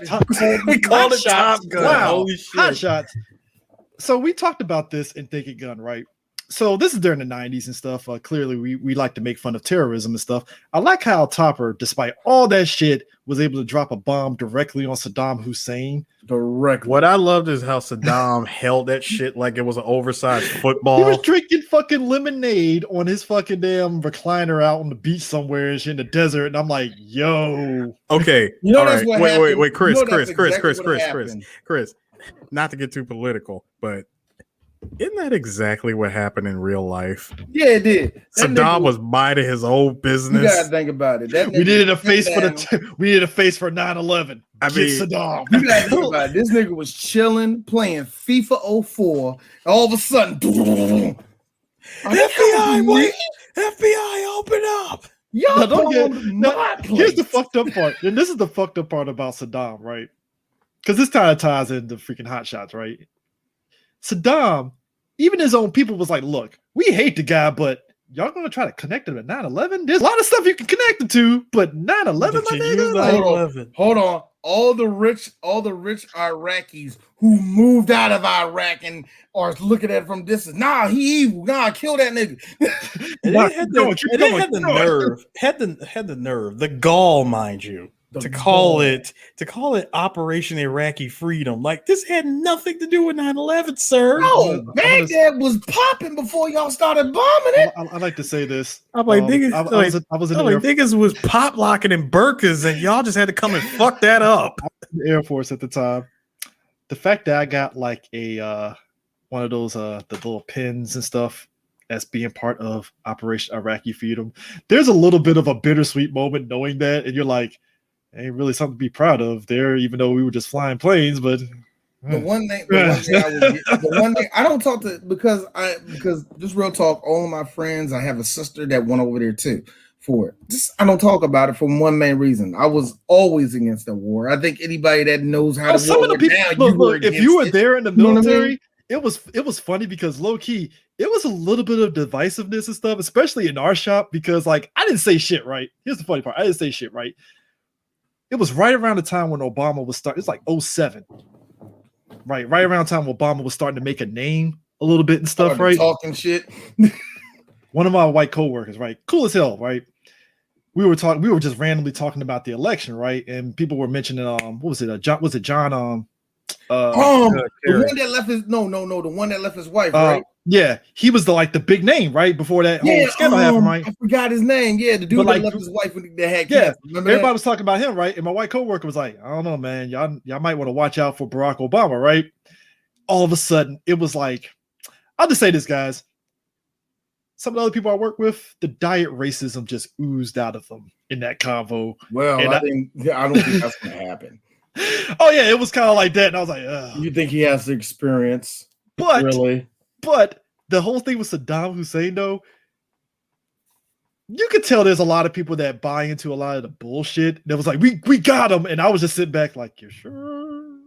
That's the thing that killed me. It's like that's the thing that killed me. In 2 movies, we see foreign leaders, whatever they were, as seen as the bad guy and all the rest of that shit. Yeah. You know what I mean? It is kind of funny how Americans, how patriotic we do get, and how in our own way of knowing the truth it is. And when you get there, but back then we were very aware. Back then, yeah, of course you didn't care, especially when it came to Saddam Hussein, because yes, the Gulf War was the Gulf War. That was a real legit war. That was Saddam. Like, come on, nigga, you think you bad? You want this oil? Well, here you want this what? And it didn't really kill me, even to Saddam's real life death. I will give Saddam this. Saddam was like, okay, let me get this straight. All right, like, I don't like America. Shut the fuck up. No, let me finish. I don't like y'all. I didn't fuck with y'all. The people that did it are over in, yes, it's Saudi Arabian. All of them are Saudi Arabian. Don't start that, man. We are Iraq. You know what the last thing we did to y'all? Do you want to know the last real terrorism we did to y'all? We are blah, blah, blah actor. You don't know who he is yet. So y'all gonna find out. It's like, look, I'm a bad guy, but I wouldn't ram a plane into a fucking building. So y'all come into my backyard. My backyard, nigga. I was chilling, man. Unloaded my golden guns. That's what made this whole thing funny. When he dropped that butt on, my nephew was riding around his old gold ATV. Man, it was good. All of a sudden, Iraqi freedom.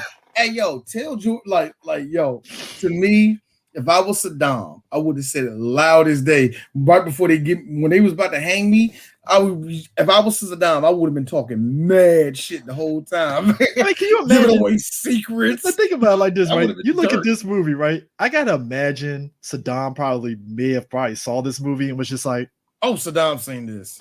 All right, fine. I think Saddam enjoyed some of the humor that I think all leaders do to an extent. Yeah, except for Putin. I think Putin. Look, Putin is a motherfucker that will bust the best nut ever and still have a look on his face. Like he wasted his time. I know, it's just funny to me with the way we did it. It's like the way we did it. I think. Because, like I said, it's just like when you saw Saddam Hussein hugging the fucking bomb when it landed on him and stuff, I was just like, that's funny. Just the way the setting of it is. Because it's like, so Saddam, you were just chilling at that nuclear power plant. You just let that shit fucking land on you. I will tell you this, Chris. I will miss the humor. I will miss the humor of white people not giving a shit about somebody else's culture, so they can just be as offensive and stereotype it as much as possible. Because that hummus and the fucking falafel shit would not fly today, buddy. I said, I think Falafel Heights will still go by. I still work. Yeah, we're gonna fly over Falafel Heights. That will work, but all the rest of that, the couscous, yeah, do that couscous. That won't work. You can't. But like I said, I like just how I do miss that humor.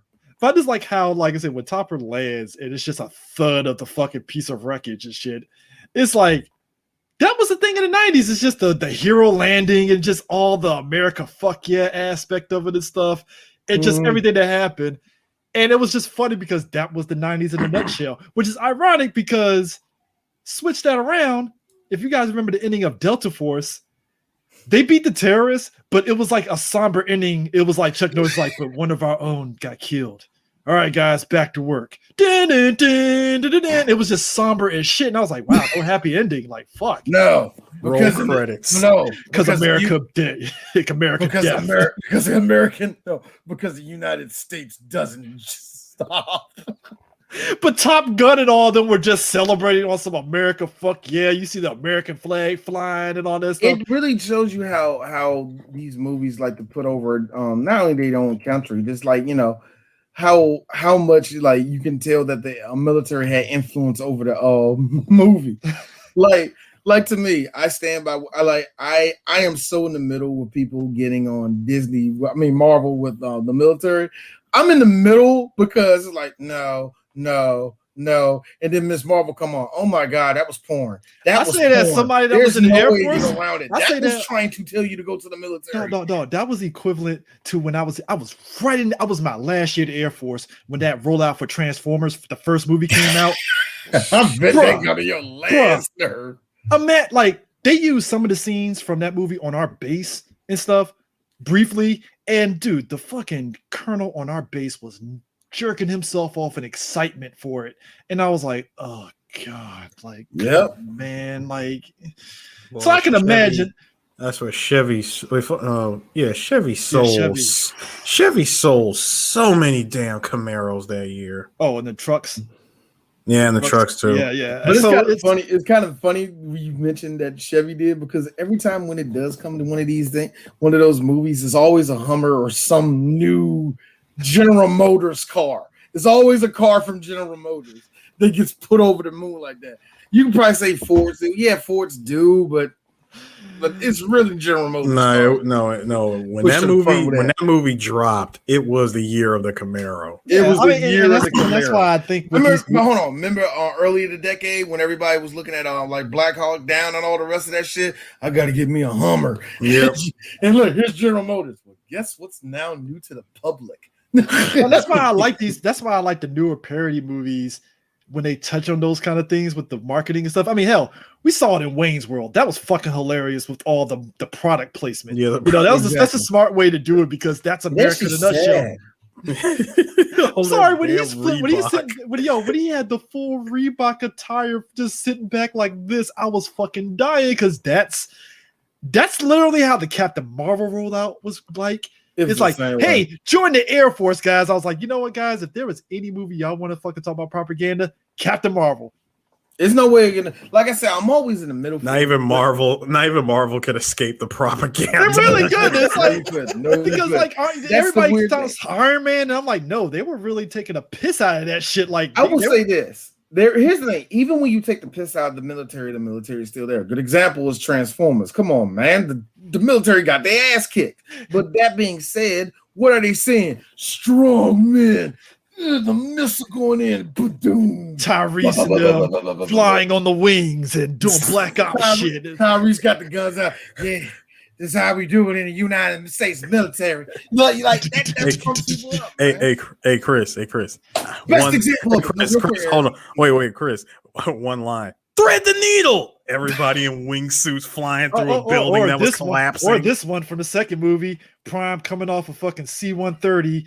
Darn America, fuck yeah, transforming in midair and shit. I was like, this is the most American ass shit ever. I will tell you, Chris, even in movies where you don't really see the military propaganda, it goes into your head, especially amongst children. You want to know why?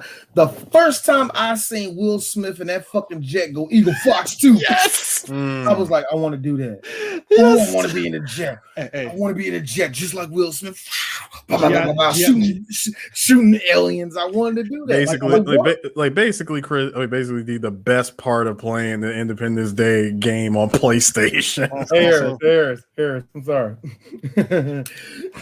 There was no good part of that game, and you know it. Good luck getting off that first level, son. Oh, yeah. Me and my cousin sat on that game for 4 straight hours trying to get past that. I've rented it from Blockbuster and regretted it immediately. We ran. This is when I was in North Carolina. This is when I was in North Carolina, like for the summer with my cousin. We ran 4 miles to that damn blockbuster. I want people to understand something real quick. How do you put out that piece of shit game and we had early Ace Combat running laps around that shit? You got me on that one, Chris. That's a good game. Good game. Ace Combat was on PlayStation 1. And look, the graphics weren't great, but god damn it, it was fun. How the hell it got its point across. He really did. Oh, but what I'm saying is like, look, G.I. Joe fucked my head up on the military and shit. Like, oh man, it's wacky fun, Cobra, yay! And yet it's funny because if you ask any of like the older, we worked alongside like a lot of older guys that were like prior military that worked for Lockheed, right? And the way they tell it, it kind of was on some G.I. Joe shit. He's like, man, I used to remember back in the day after work, we used to drink on the flight line. I'm like alcohol in the uniform, drink beer. Yeah, we did that shit. I was like, oh yeah. Like I would tell you this, man. My the way that my father-in-law used to talk about the military, especially in the 80s, there was like no rules. As long as you say fuck the Ruskies, you were fine. You were so it was literally G.I. Joe incarnate. Like, oh shit. So let me get this right. The fridge was there with his uniform on fighting. Wow, man. Meanwhile, new G.I. Joe, it's like, man, it's very serious. All right. We're somber in this one, man. Can y'all bring Marlon Wayans back in? He might have said something funny.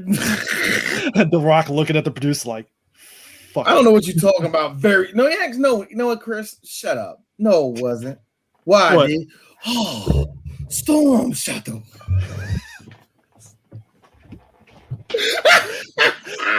I'm sorry, whose idea was it? Look. What is it? No, Snake Eyes. Brother, Storm Shadow. John Chu, I love him. I think like that. I think John Chu. Why are you talking like that? John Chu, a guy that was a music director, I would give him credit a little bit. This was clear. That movie was clearly him fanboying as a G.I. Joe director. And I was like, all right, cool. But he was like, RZA, my dude. Black Asian. What? Well, it doesn't help. Look. It doesn't help, Eris. You got your boy from 300 that got kicked into the pit by Leonidas playing Blind Master in the Snake Eyes movie. I was like, that's a step up from RZA. That's a huge step up. He's great. I'll still never forget the day. I met him. Oh, he was at San Diego. Yeah, he was at San Diego. He was randomly there at San Diego. I ran into him. Well, he wasn't randomly there. He was promoting a Sci-Fi Channel movie. No, but I'm saying I randomly ran into him. Oh, yeah. Like I just happened to walk the hall and I turned and look. I was like, dude, I was like, Leonidas kicked you in the pit. You took that kick like a champ, sir. Man, fuck that nigga. Hey, you got stabbed John Jason, sir. It was great. Yo, man. All right. So clearly we're done. We're done. Actually, earlier than normal. That's shocking.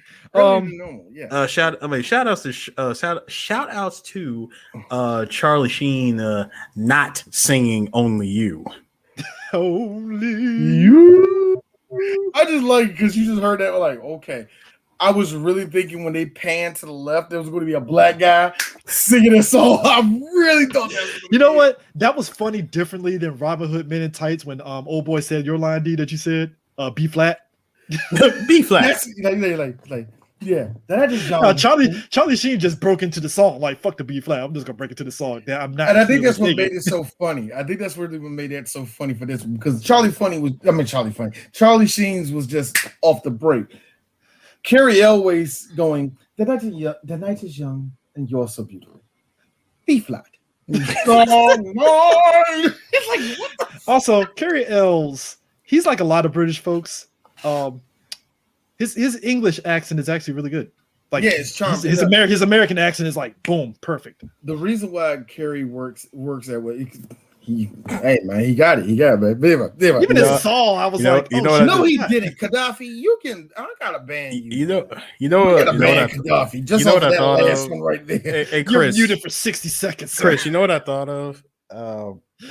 Could you imagine in not Earth 2, but alternate timeline? Oh, your boy from Robin Hood Men in Tights, because his American accent is so good. Imagine if he was Rick Grimes. Ooh. Earth. another Earth 5. alternate timeline. New 52 Walking Dead. I know, right? No, New 52 Walking Dead. Rick Grimes would have been a lesbian. Okay, so don't start that. John Berthal is still John Berthal. For Yeah, John Berthal is still. Nothing changed. No, Chris. No, wait, Chris, I got you. John Berthal is John Berthal with a mustache. I know, right? Hold on. Here's only different. Negan is not the same Negan. This Negan's a lot more like buddy, and he dies like in the second season. Sam Elliott is Negan. Sam Elliott is Negan. That would be awesome. Hey, you know there, guys. There's all those zombies over there. Looks like I'm going to do it. He does that smile. He still got the same curly mustache. You know when he smiles and all you see is the mustache. Yes. Like Sam Elliott is the only one. It's like he avoided doing the Blue Lives Matter mustache in every movie. Even in fucking Incredible Hulk, he had like the military mustache. He didn't have the Blue Lives Matter mustache. It's like, how did you avoid that? Chris, you know how he avoided it. His mustache is white. That's how he avoided it. I hate you, Chris. I hate you, Eris.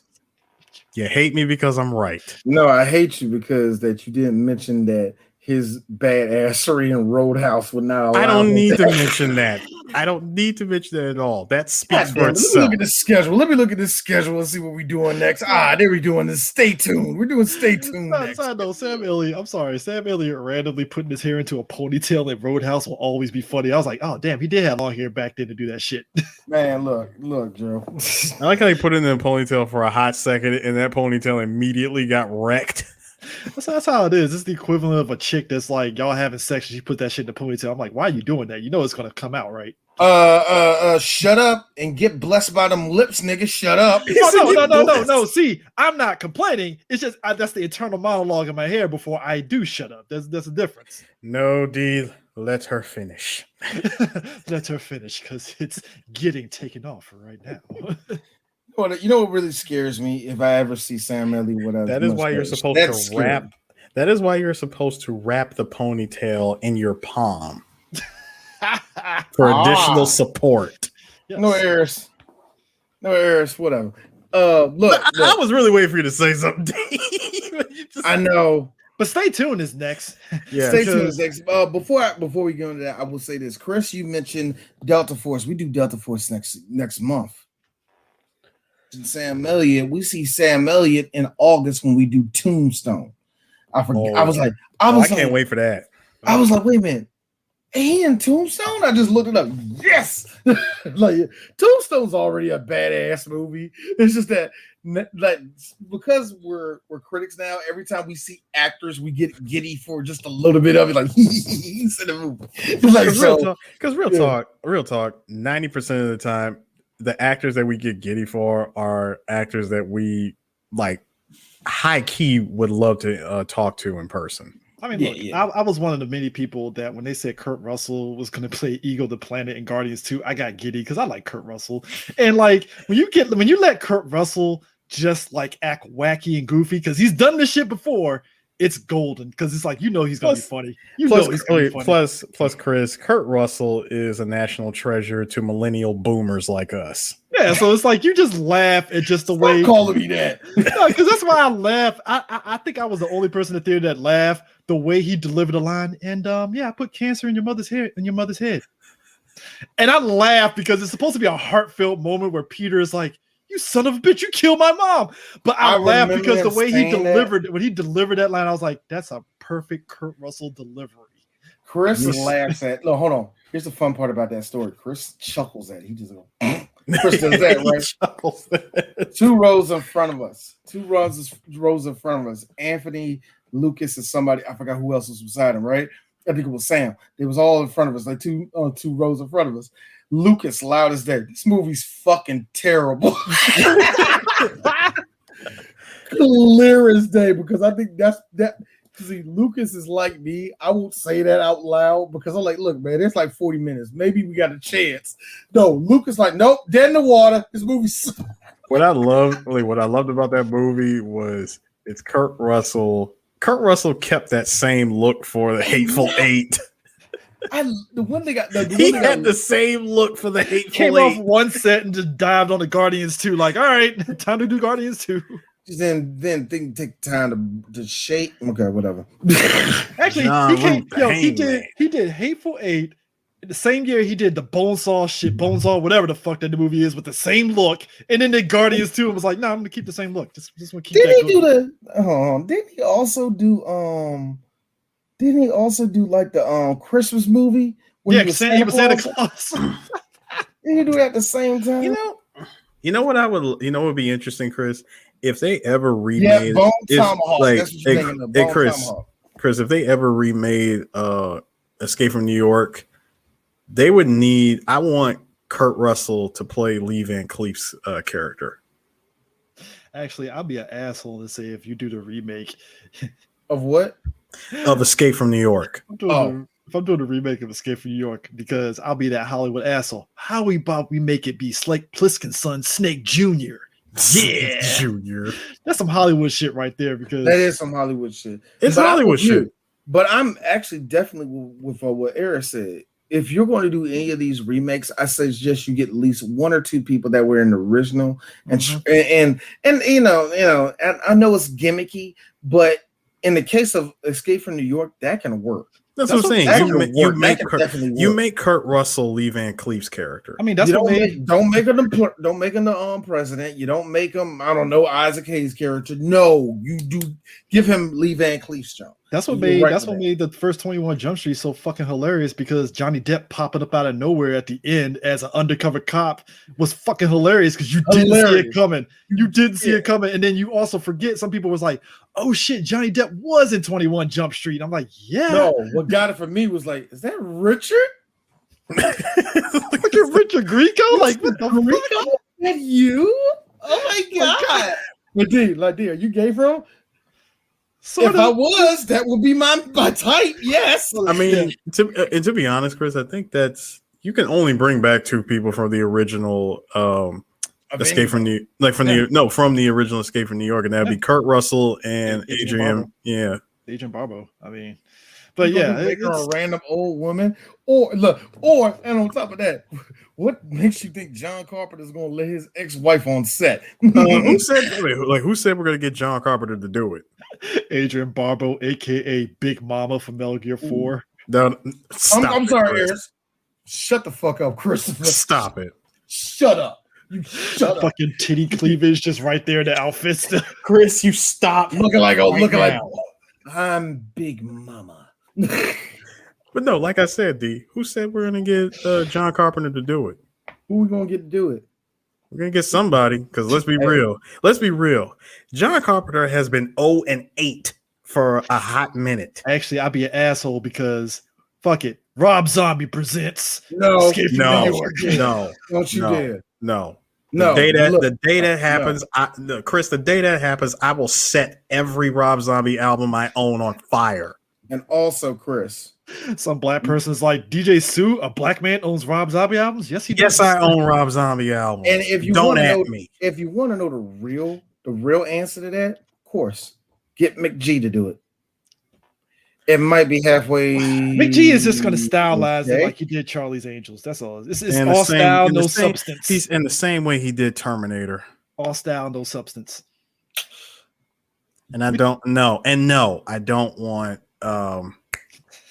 I don't want James Cameron to do it. I know who I want to do it, and you know what? I say you do it, and it might be good. And no, because it might give him more power.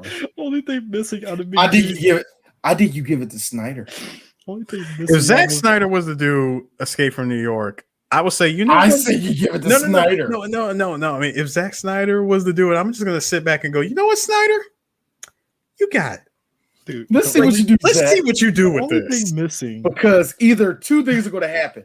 Real talk, we're going to be like, "Hey, yo, I don't know how you did it, bruh, but that was nice." Or number two. The only thing missing from I don't think I made the joke in the Terminator Salvation podcast. You guys should listen to this. The only thing missing from McG's fucking Terminator Salvation movie was Hi, I'm 30-year-old John Connor, and you're 16-year-old Cal Reese, and we're going to be best of friends. You did make that joke. Yeah. I listened to it not too long ago. We made those jokes. It's like, I am 16-year-old John Connor. I'm 60-year-old Kyle Reese. He would have did that shit in Sketch New York. I'm 30-year-old Snake Plissken. Oh, God. Oh, Shit, God. but who do you get to play Snake? You know what? There's so many different. I would say legit. There are some legit up and comers come up, and you don't have to necessarily get a quote unquote action star to do it. Yeah, you know what I mean? So that person doesn't have to be an action star. As long as you're a hell of an actor and you can play it, you can pull it off. I mean, hey, go for it. I mean, go on. We got fucking Isaac Hayes to play the Duke. Hey, Twitter, who do you think who should play Snake Plissken? Get freaking Tom Hardy. I'm like, go away. No, delete your Twitter. Like delete Hardy. your account. No. I like Tom. Stop it. No, he was great. Look, he was great as Mad Max. I get. Oh yeah, it was, I just like the. I like movie's just incredible. No. I just like he had the visual stylings of Mad Max with the that's bait. I like Mad Max shit right there. I like it because Tom had the same look that Mel Gibson had in his face. It's some bullshit. Why am I here? Crazy ass. Where's my dog? Where's my dog? Crazy ass Australians, man. I'm tired of this shit. Y'all out here huffing paint. What the fuck is this shit? Motherfucking Tina Turner won't show her titties. This is bullshit, dog. We don't need no hero. I'm really. Yes, no more. No, I'm really stuck here. Like, who would you get? I say this. Like, who would you get to play Snake in a I was like a CW show to do it and shit. Look, like I said, it's going to be like a kid, and everybody's going to say no, and then the test screen it goes through no, and then the first print. part, not even the final print, work print, the work print of it.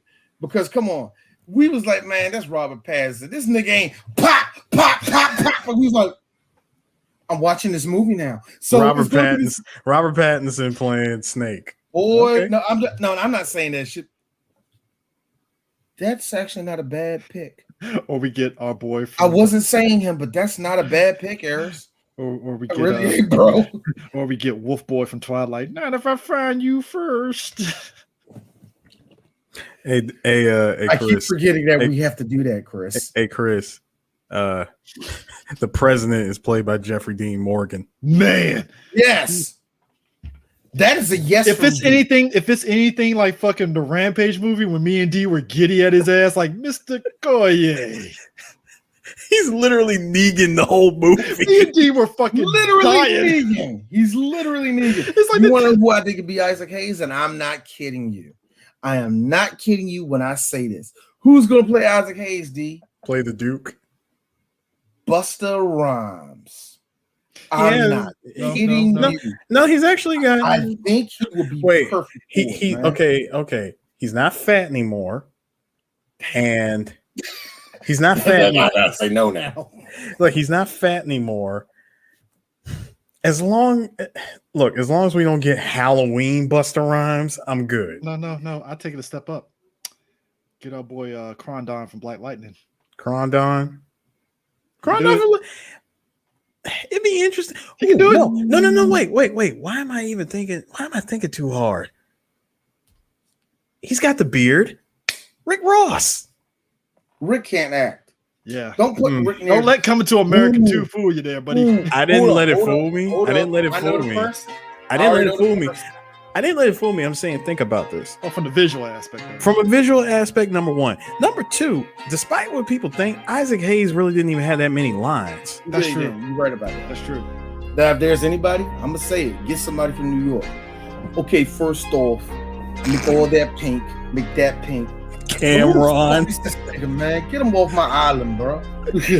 Fuck off me, beat. And you know what? That shit would actually. Hey, look.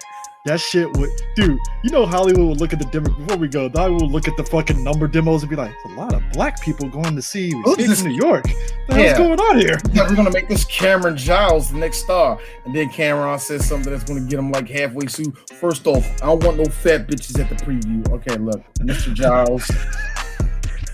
You gotta be all light skinned. I don't want to be all light skinned. He shows up to the premiere with Juju. They like, it's like this. I thought y'all beforehand. I thought y'all done separated years ago. Yeah, but we gotta come back together. Do it for Harlem. Do it for Harlem. Then on top of that, this is very progressive because what's happening with Into the Heights. Somebody be like, we didn't get represented in Escape to New York. I'm like, it's the fucking apocalypse, man. All right. Here's the best part. Here's the best part. One executive messes it all up. You know how many gays we killed it? Oh my god. Here's the best part, Chris. Here's the best part. So the movie came out in 1980, but the story takes place in 1997. 2021, and we gotta imagine new 1997. No, it's not. It's not that. No. It's not even new 1997. I'll say, all right. Movie doesn't come out. Let's just say the movie doesn't get made until like 2026, right? All right. Movie comes out, movie gets released in 2026. It takes place. It has to take place in the year. It's gonna be 2039. Still no flying cars in 2026. Yeah. It'll take place in 2039. It's the hate in my heart as I said that shit. Just like disgusting. They got it. Oh my god. Yeah, because think about it, 1980 takes place in 1997. That was Escape from LA took place in what year? 99. Yeah, it was like 99. It was literally like it was still within. Well, in movie universe, it was 2 years after. Yeah, it was 2 years. Okay, all right, cool. Makes sense. It was something like that. Weird times with this whole podcast, because next week we're doing Stay Tuned, and hopefully there's a whole lot of story to talk about in that one, so it will be more of a structured podcast. This one was not structured at all. This is chaotic, and what I've learned from you people, y'all love this shit when we do this. I don't know why. Rosebud. Whatever. Anyway, that being said, y'all stay tuned for us talking about Stay Tuned next week. We love y'all black people. And white people. We are this show.